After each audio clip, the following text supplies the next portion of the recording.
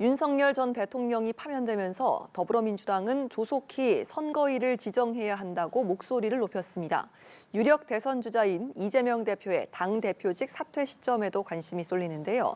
국회로 가보겠습니다. 문승욱 기자, 민주당 움직임부터 전해주시죠.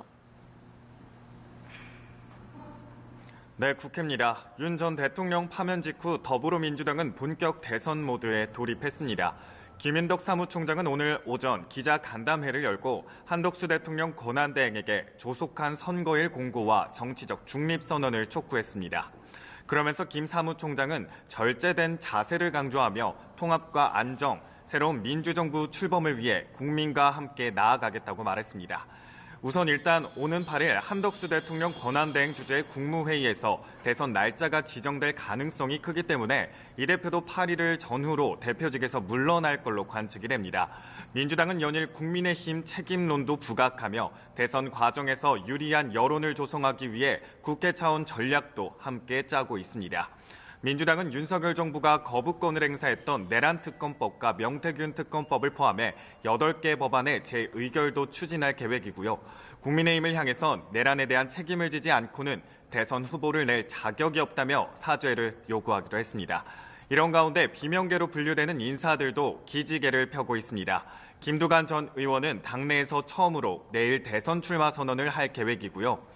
김경수 전 경남지사와 김동연 경기지사, 김부겸 전 국무총리도 대선 출마 쪽으로 마음이 기울어졌지만 막판 고심을 거듭하고 있는 걸로 전해졌습니다. 네, 국민의힘도 대선 전략과 또 현 정국에 대응할 방안을 구상하기 위해서 바쁘게 움직이고 있다고요. 네, 그렇습니다. 국민의힘도 윤 전 대통령 탄핵 후폭풍을 뒤로하고 조기 대선을 준비하며 바쁘게 움직이는 모습입니다. 윤 전 대통령 파면 직후엔 자숙의 시간을 가졌지만 최장 60일의 단기 대선 레이스에 대비해야 하는 만큼 상황이 시급하다는 판단 때문입니다. 국민의힘은 오늘 비상의원총회를 열고 대선 국면에서 당의 운영 방향과 일정 등을 논의할 계획입니다. 의총에 앞서 당 지도부는 4선 이상 중진 의원들과 간담회를 갖는 등 지금의 난국을 돌파할 전략을 가다듬고 있습니다.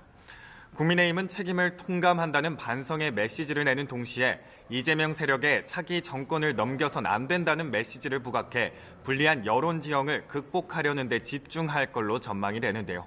민주당과 이재명 대표에 대한 중도층과 보수층의 거부 정서를 적극적으로 공략해 지지층을 다시금 결집해보겠다는 전략인 겁니다. 국민의힘의 잠재적 대권주자들도 본격 대선 행보에 나섰습니다.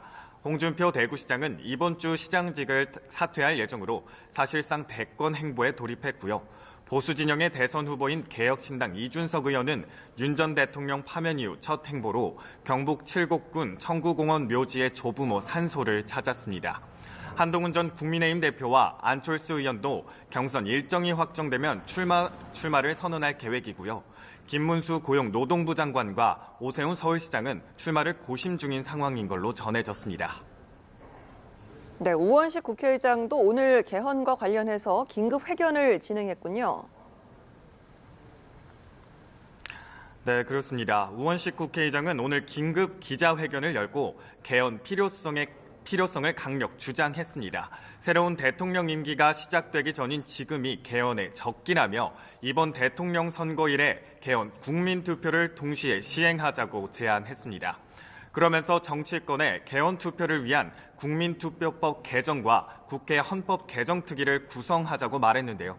김인덕 사무총장은 민주당도 빠른 시일 내 개헌 논의가 이뤄질 거라고 본다고 했고 국민의힘도 이제껏 개헌을 주장해온 만큼 우 의장의 제안에 어떤 반응을 보일지 주목됩니다. 지금까지 국회에서 연합뉴스TV 문승욱입니다.